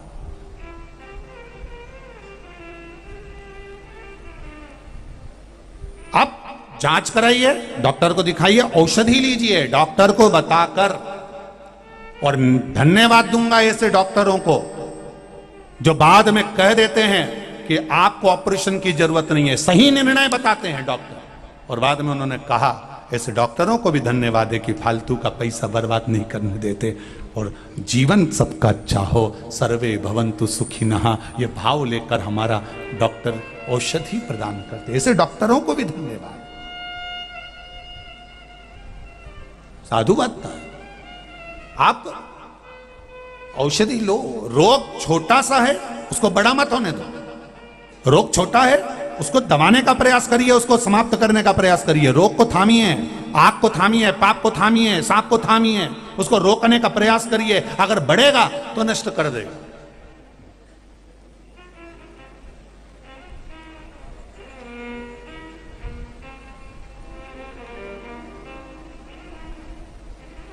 पर रोग के लिए भी शिव महापुराण कथा कह रही है कि सलाहकार अच्छा रखना, जिसको बताओ उसको। ये नहीं तो कई निर्णय निकलते हैं साहब, नहीं साहब तुम्हारा पांव में मोच खा गया, मोच खा गया तो मालिश कर दो जम के। हो मालिश करे तो मालूम पड़े बापड़ा ने 14 साल तक नहीं उठी नहीं पड़ा, वो ऐसी मालिश हो गई। नहीं साहब, अगर मोच आया है थोड़ा अपन डॉक्टर को दिखा ले, कोई नस मस तो गड़बड़ नहीं हो गई, एक आध कहीं टूट फूट तो नहीं गई, दिखाए डॉक्टर को। ऐसा नहीं कि नहीं दिखा। शिव पुराण कर रही है, भगवान शंकर की कथा कर रही है। ये 4 से अगर हम ध्यान लगाकर उसको रोकने का प्रयास करेंगे तो हमारे जीवन की सार्थकता होगी। आगे वर्णन आया पाप कर्म को रोकने का प्रयास, जो वर्णन किया गया। माता पार्वती जी ने जो अपने पुत्र को कहा षडानंद कार्तिकेय को कि जाओ और तुम जाकर तारकासुर का संहार कर दो। तारकासुर के 3 बेटे थे, तारकाक्ष, विदुम्माली और कमलाक्ष।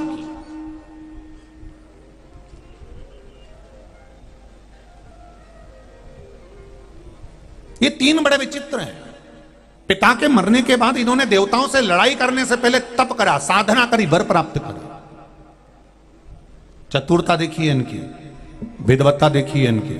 इनकी विद्वत्ता कितनी प्रबल होगी कि युद्ध करने से पहले ये तप कर रहे हैं और भगवान से वर प्राप्त कर रहे हैं। इन राक्षसों से हमको भी सीखना चाहिए कि हम जिस कार्य में उतर रहे हैं पहले उसका पूरा ज्ञान हमको होना चाहिए।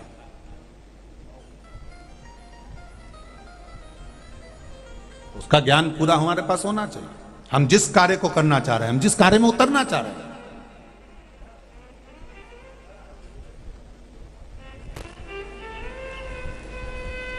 कई लोगों की आदत रहती है, उसको मालूम न सालूम और उतर ही गया।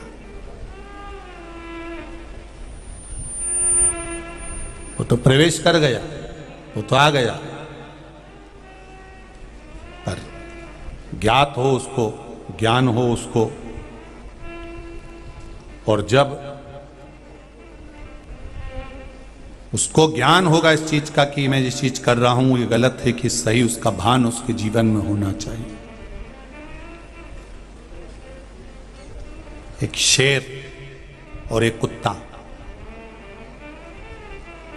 तुम कुत्ते को लकड़ी से मारना, तुम कुत्ते को लकड़ी से मारना, कुत्ता क्या करेगा? तुमने लकड़ी से मारा तो कुत्ता उस लकड़ी को मुंह में भरेगा। बोलो सही है कि गलत है? और उसी लकड़ी से तुम शेर को मारना, शेर लकड़ी को पकड़ेगा? दादा तेरे को निपटा जाएगा। शेर और कुत्ते में अंतर यह है, कुत्ते को लकड़ी से मारोगे तो कुत्ता लकड़ी को मुख से पकड़ेगा, और शेर को लकड़ी से मारोगे तो शेर लकड़ी को नहीं तुम पर झपटेगा, तुमको पकड़ेगा। उसी तरह हमें शेर जैसी जिंदगी जीना है, हमें मूल को पकड़ना है, लकड़ी को नहीं। हमें अहंकार, काम, लोभ, वासना, तृष्णा नहीं, हमें शिव के चरणारविंद को पकड़ना है। श्रेष्ठ पकड़िए, श्रेष्ठ। और हम क्या करते हैं? जो श्रेष्ठ है उसी को छोड़ देते हैं। हमने क्या करा जीवन में? जो श्रेष्ठ था उसी को छोड़ दिया, और जो बेकार था, जो किसी काम का नहीं था, उसको पकड़ने का प्रयास करा हमने, जो हमारे काम का भी नहीं रहा। पकड़ा, परिवार, कुटुंब, कबीला, नाता, रिश्ता, ये सब पकड़ा हमने, बहुत ढेर लगाया। पर जो काम का था, भगवान का भजन, जो कीर्तन, स्मरण, जो काम था, उसको छोड़ दिया। कई लोग होते हैं दिन भर दुकान पर बैठकर कमाते हैं। हम उनसे पूछे किसके लिए कमाया? पत्नी बच्चों के लिए, बड़ो हो जाएंगे ये कमा लेंगे, इनकी प्रॉपर्टी बन जाए, इनका घर बन जाए, सब कमाओ, तुम पत्नी और बच्चों के लिए कमाओ। मना नहीं है। शरीर जो करता है वो कर्म, जो व्यक्ति, जैसे आपने 10,000 का सूट पहना, वो शरीर के लिए पहना। आपने 5,000 का बूट पहना, शरीर के लिए पहना। आपने बादाम खाई, शरीर के लिए खाई। आपने चश्मा लगाया, शरीर के लिए लगाया। आपने इत्र लगाया, शरीर के लिए लगाया। आपने आत्मा के लिए क्या करा? ये तो सब पैसा कमाया शरीर के लिए, खाया शरीर के लिए, पहना शरीर के लिए, साबुन से नहाए 20 रुपए 50 रुपए के पेयर से, तुम नहा लिए लक्ष्य से, अधिकाधिक साबुनों से, ये शरीर के लिए नहाए। तुमने आत्मा के लिए क्या करा? मूल चीज वो है। अभी तक तुमने जो बादाम खाई वो शरीर के लिए, किशमिश खाई शरीर के लिए, एसी के रूम में सोए शरीर के लिए, डनलप का गद्दा शरीर के लिए, आत्मा के लिए क्या करा? तब तुम अब मंदसौर वाले छाती ठोक कर कह सकते हैं हमने आत्मा के लिए शिव महापुराण की कथा सुनी।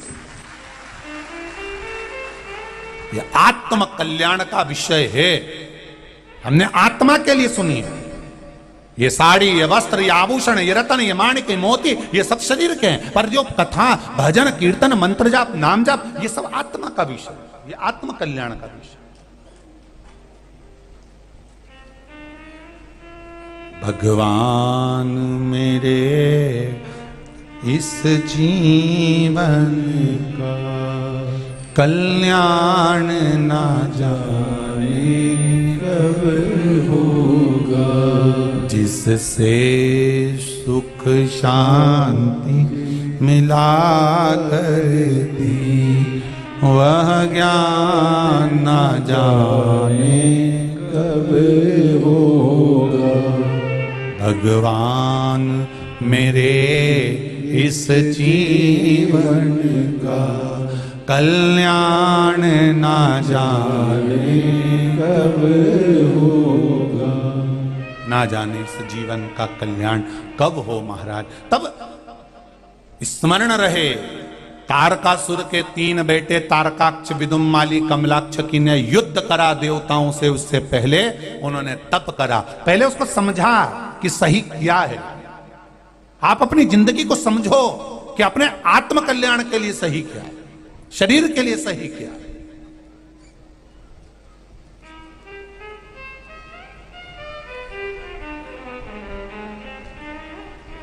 हमने नहीं ढूंढा अपने आत्म कल्याण के लिए, हमने कुछ करा नहीं करा पता नहीं, परंतु यहां अब कह सकते हो कि हमने शिव महापुराण की कथा सुनी। मेरी माताओं से भी निवेदन है, तुम घर में काम करो, चौका चूल्हा जो करना है घर में सब करो, पर माताओं से निवेदन है पानी भी भरो, अंडा भी भरो, मटका भी भरो, सब भरो, पर ये अंदाजे में मत रहना कि साहब मैं मेरे घर का पेट भर रहा हूं, मैं नहीं होऊंगा तो घर का काम ही नहीं पड़ेगा, वो तो मैं करूं तो घर का काम होए।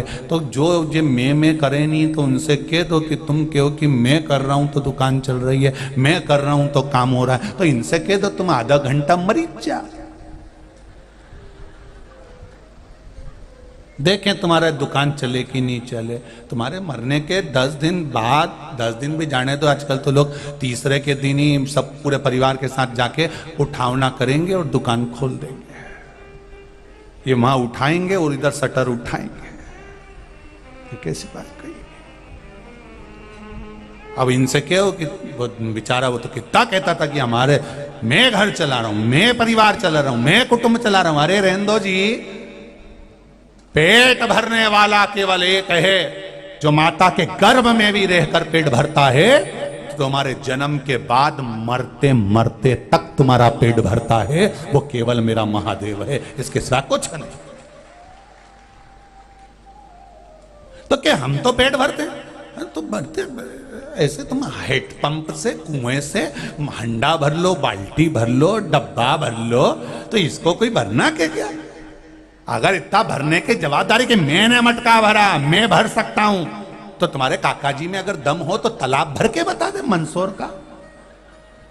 नहीं, इतनी दमदारी से कहे कि नहीं मैं मटका भरा, मैं पानी भरा, मैं हूं, मैं पेट भर रहा हूं, मैं ये कर रहा हूं, तो भर सकते हो तो भरो, ये तालाब भर दो, एक तालाब तुम में हो दम तो भर के बता जाओ। लो कोई तालाब भरा है, तो जब तालाब नहीं भरा है तो किसी का पेट तुझसे भरा है, वो तो भोलेनाथ ने लिख के भेजा है तो भरा रहा है, नहीं तो किसकी सामर्थ्यता, कौन किसका भर दे, कौन की सामर्थ्यता कोई भरे। भोलेनाथ दया करना, मैं तेरे भरोसे मेरे बाबा दया करना, मैं तेरे भरोसे हूँ। ना घर के भरोसे हूँ, ना परिवार के भरोसे ना घर के भरोसे हूँ, ना परिवार के भरोसे हूँ। मेरे बाबा दया करना, मैं तेरे भरोसे हूँ। मेरे बाबा दया करना, मैं तेरे भरोसे हूँ। कभी मत कहो कि मैं कर रहा हूं, कोई तुम्हारी सामर्थ्यता नहीं है, हमारी सामर्थ्यता है। ना सियोर वाले महाराज पंडित प्रदीप मिश्रा की सामर्थ्यता है कि वो शिव पुराण बाज दे, ना किसी समिति की सामर्थ्यता है कि वो करा ले, और ना किसी की सामर्थ्यता है कि कोई सुन ले। कराने वाला भी शिव है, करने वाला भी शिव है, और सुनने वाला भी शिव है, इसके सिवाय कुछ नहीं। केवल शंकर, उसके सिवाय कुछ नहीं।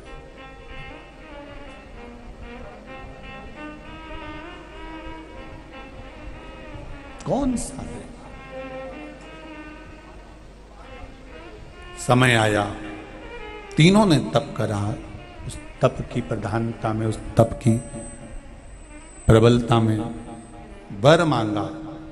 ब्रह्मा जी ने कहा मांगो तुम्हें क्या चाहिए। महाराज हम तीनों मरे तो एक साथ मरे, हमारे प्राण छूटा है। मेरे पास में अंबारियां राम से ज्यादा है, मेरे पास में परिवार राम से ज्यादा है, पर मैं राम के सामने आज जमीन पर इसलिए पड़ा हूं क्योंकि मेरा भाई मेरे साथ नहीं है और राम का भाई राम के साथ खड़ा है। बस यही ज्ञान है। सनातन धर्मियों, जितने सनातन धर्म में पैदा हुए हो, इस सनातन धर्म की कथा को आप सेवा भारती के माध्यम से सुन रहे हो, अपने भीतर उतार कर रखना।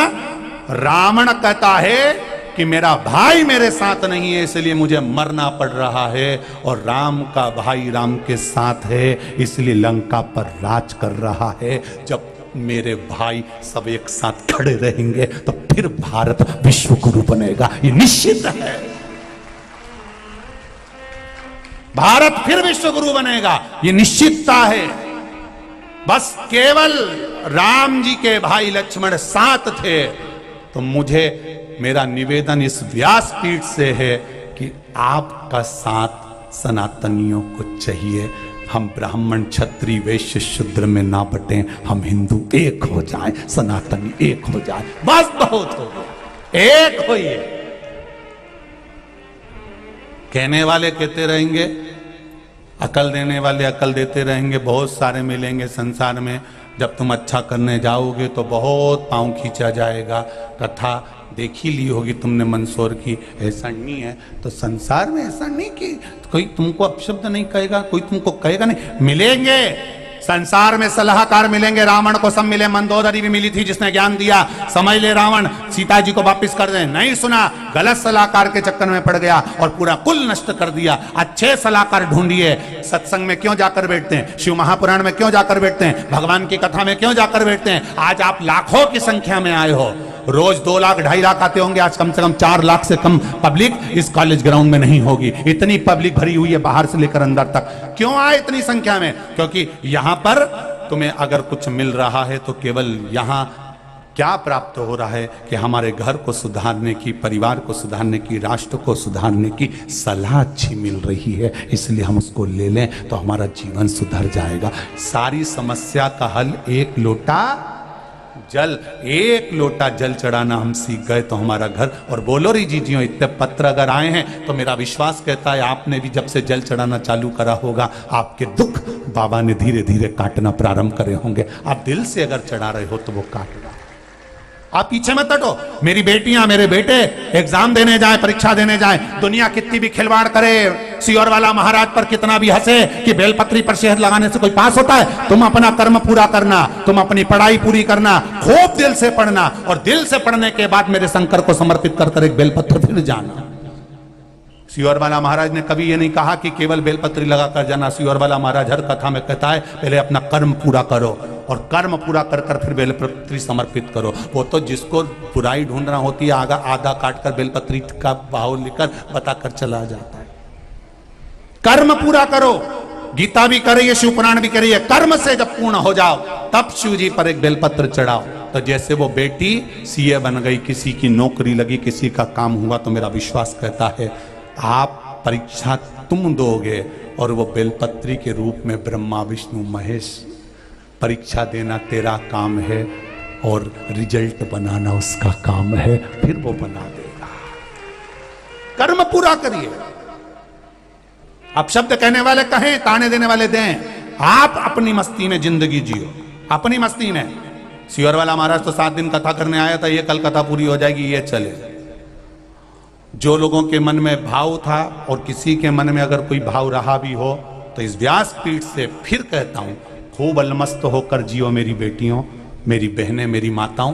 इस वाणी से अगर किसी को चोट लगी हो, बड़ों को, बच्चों को, जन्म लिए बेटे को भी इस वाणी से अगर चोट लगी हो, तो मंदसौर की नगर में मैं किसी को चोट पहुंचाने नहीं, मेरे पशुपतिनाथ को कथा सुनाने आया था। केवल मेरा पशुपतिनाथ को मुझे कथा सुनाना थी। मंदसौर की धरा पर बहुत दिनों से ये आस लगाकर बैठे होंगे, कई माताओं के पत्र हैं, उस पत्र में लिखा है हमने मंदसौर में कथा उसके लिए पशुपति व्रत करे। इनमें कई माताएं ऐसी बैठी हैं जो जिन्होंने केवल व्रत मंदसौर में कथा हो उसके लिए करें। जो माताओं ने मंदसौर में व्रत होने के लिए कथा में व्रत करे हैं, वो माताएं भी इनमें बैठी हुई हैं। और वो माताएं जो केवल ये चाहती थी कि मंदसौर में कथा हो जाए, आपके व्रत की पुण्यता यहाँ सामने आई और ये कथा हो। अगर किसी को ठेस पहुंची हो इस वाणी से, हमें करना क्या है? हम भी यहीं हैं, तुम भी यहीं हो, तुम मंदसौर में, हम सीहोर में, कई अंतर वाली बात नहीं है। अंत समय में यहाँ से छूटेंगे और जब प्राण छूटेंगे तुम भी वहीं मिलोगे, हम भी वहीं मिलेंगे। अंतर इतना होगा, हो सकता है तुम्हारा रास्ता अलग हो, हमारा रास्ता अलग हो। कहीं किसी ने भजन किया होगा तो भजन का रास्ता मिल जाएगा, किसी ने पाप कर्म किया होगा, पाप कर्म का रास्ता मिल जाएगा। पर इस व्यासपीठ से किसी को ठेस पहुंचाएं, ये कभी इस व्यासपीठ का लक्ष्य नहीं है। हाँ, दिल रखो, हृदय रखो, बहुत छोटी सी जिंदगी है। ना जाने मेरे भोलेनाथ ने क्यों मुझे सीहोर में जन्म दे दिया, ये तो वो भोलेनाथ जानता होगा। और ये शिव पुराण पकड़ा दी, वो जानता। हमको तो ये भी नहीं मालूम, हमें नहीं आता कुछ भी नहीं आता। हम तो तुलसीदास जैसे गंवार, हमें कुछ नहीं आता। केवल शंकर का नाम ले लेते हैं और आपके सामने बैठ जाते हैं शिव नाम पर आपकी भक्ति अविरल है जो आप शिव तत्व को जान रहे हो, शिव तत्व को जान रहे हो, इसको पहचानो। और पहचान गए जिंदगी बन जाएगी। अगर पहचान गए मेरे शंकर को, जान गए तो जीवन सहज हो जाएगा आपका। कुछ नहीं है शंकर, अपने भीतर में जो आत्म कल्याण की बात जाने वही आनंद है। तारकाक्ष, विदुमाली, कमलाक्ष की ने कहा हम तीनों मरे, ऐसा क्रम करिए, वर दे दिया, तथास्तु तीनों चले गए। खूब उपद्रव मचाया, खूब। शंकर भगवान के पास खबर गई ये तीनों का संहार करना है। शिव जी ने कहा इनको मारने के लिए एक काम हो सकता है, 33 कोटि देवताओं को पशु बनना पड़ेगा। जरा विचार करो शंकर जी की कथा पर कि देवताओं के उद्धार के लिए, देवताओं के उत्थान के लिए, संसार के उद्धार के लिए 33 कोटि देवी देवताओं को पशु बना दिया। अगर कोई आपसे कह दे जरा सी बात व्यासपीठ से बोल दो तो तुम लोगों को बुरा लग जाए। अब बताओ, शंकर भगवान ने इंद्र, देवी देवता, भगवान विष्णु, ब्रह्मा, 33 कोटि देवी देवताओं को पशु बना दिया। सब पशु बन जाओ, बनो पशु। तो कहा हम पशु? हाँ, कोई ने संशय उत्पन्न नहीं करा, कोई ने संशय नहीं, किसी को संशय नहीं हुआ कि हमें पशु शंकर भगवान क्यों बना रहे हैं। तो ब्रह्मा जी ने पूछा हम पशु बनकर क्या करना है। ब्रह्मा जी से भगवान ने कहा तुम पशु बनो। 33 कोटि देवी देवता जब दौड़ते दौड़ते इन तीनों के नगर में जाएंगे, इनके महल में प्रवेश कर जाना, नगर में प्रवेश कर जाना, इनको भगाते भगाते एक जगह पर इकट्ठा कर लो। एक जगह जब ये इकट्ठे होंगे, भगवान शंकर कहते हैं मैं नंदी का रूप लेकर आऊंगा, बड़े पशु का रूप लेकर, और तब इनका संहार कर दूंगा। अब पशु बनाया, चाहते तो वहीं पे आंदोलन कर देते कि तुमने ऐसे कैसे हमको पशु बोल दिया, कैसे हमको पशु बना दिया, पर नहीं, वो समझते थे कि शंकर भगवान कभी गलत नहीं कर सकता, मेरा ओघड़दानी कभी गलत नहीं बोल सकता। बनाया पशु, सब भागे। कामलाक्षी की, तारकाक्ष, विदुमाली, तीन को इकट्ठा करा। शंकर भगवान बड़े नंदी का रूप लेकर आए, अपने दोनों सींग कमलाक्ष की तारकाक्ष में दे दिए। विदुमाली पीछे से आ गया, फरसा उठाकर शंकर भगवान का सिर काट दिया। शिव जी का सिर कटा, लुढ़कते लुढ़कते वो नेपाल पहुंच गया, पहुंच गया। आधा धड़ जमीन पर गिर गया, केवल नंदी की पीठ का अग्रभाग ऊपर रहा, बाकी का पूरा शरीर पर्वत में धंस गया, जो केदारनाथ बन गया। शिव जी का जो शीश गिरा वो डोलेश्वर महादेव बन गया। कौन सा महादेव? डोलेश्वर महादेव, वो डोलेश्वर महादेव बन गया। पशु बनकर आए थे भगवान शंकर, इसलिए उनको पशुपतिनाथ भी कहा गया, पशुपतिनाथ भी कहा। पूरी दुनिया में पशुपतिनाथ का मंदिर मेरे मंदसौर नगर की इस पावन धरा पर है। अगर नेपाल के लोग कहते हैं कि हमारे यहाँ भी पशुपतिनाथ है, तो तुम्हारे यहाँ पशुपतिनाथ का मंदिर भले है, पर यहाँ शास्त्र कह रहा है कि शंकर भगवान का जो सिर कटा था वो धड़ केदार बना था, शीश डोलेश्वर महादेव बना था। इसलिए नेपाल में पशुपतिनाथ मंदिर से 18 किलोमीटर की दूरी पर डोलेश्वर महादेव है। शिव जी के शीश का दर्शन वहां होता है, पर पशुपतिनाथ का सही दर्शन करना है तो मेरे मंदसौर नगर में होता है, मेरे मंदसौर की पावन धरा पर होता है। पशुपतिनाथ बन गए भगवान, पशुपतिनाथ।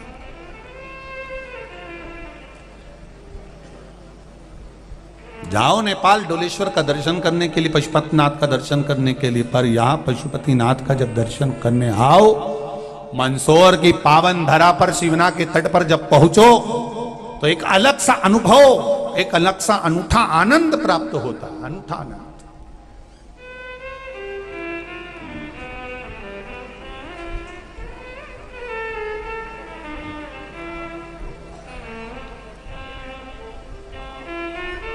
एक न्यूज़ चल रही थी, हमने भी देखी, बच्चों ने दिखाई कि एक माता आई थी कोई गांव से दर्शन करने पशुपतिनाथ का, और भीड़ ज़्यादा थी, दर्शन नहीं हो पाया, तो कथा में आके बैठ गई और शंकर जी से कह दिया हमारे दर्शन नहीं हुआ, अब तू जान जे। शंकर भगवान ने भी कहा ठीक है तू जा, कल फ्रिज खोल,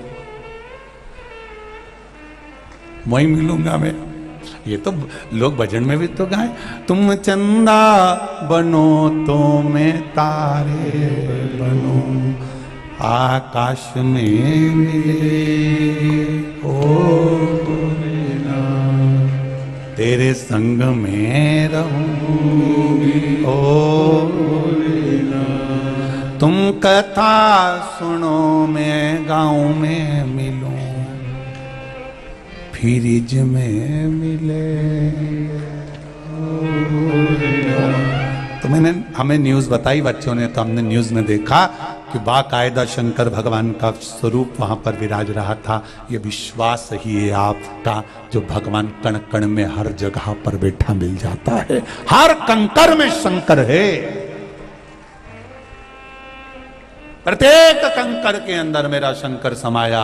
भगवान ने अपना असली स्वरूप लिया, त्रिशूल उठाया, तारकाक्ष कमलाक्षकी को मारा, विदुमन माली पीछे से आया, शिवजी ने पीछे का भाग विदुम माली को मारा, तीनों के प्राण छूट गए, देवताओं ने पुष्पों की वृष्टि करी, शिवजी का नाम हो गया पशुपतिनाथ भगवान की। चारों तरफ जय जयकार होने लगा, आनंद समाहित हो गया, चारों तरफ सुख, चारों तरफ सुख हो गया। कहा पशुपतिनाथ, पशुपति अस्त्र, पशुपति साधना, पशुपति व्रत, इसका क्या विधान है? मेरी माताओं, कुछ व्रत हमारे शास्त्रों के लोगों ने छुपा कर रख दिए थे, वो शिव महापुराण के माध्यम से आपके पास पहुंचे हैं। जैसे श्री शिवाय नमस्तुभ्यम मंत्र शिव पुराण में लिखा हुआ है, इस मंत्र का जाप जो करता है, मात्र उसके मुख का दर्शन कर लो तो कोटि कोटि पाप समाप्त हो जाते हैं। ये शिव महापुराण में लिखा है। और वर्णन करा पशुपति व्रत का, जो नारी पुरुष, बेटा बेटी, युवान वृद्ध, जो शंकर भगवान का ये पशुपति व्रत किसी कामना से करते हैं, 5 व्रत का नियम है। शंकर भगवान का पहला व्रत जब करा जाता है, शिव जी से निवेदन कर कर पूजन की थाली में सारा पूर्ण सामग्री को लगाकर शिव जी को अभिषेक पूजन किया जाता है। बाबा को दीप आदन से पूजन करी जाती है। पूजन करने के बाद उस थाली को वापस लेकर आया जाता है, घर में रख दिया जाता है। उस थाली को फिर शाम को प्रदोष काल के अंतर्गत शाम के समय पर बाबा के सामने वही थाली, वही पूजा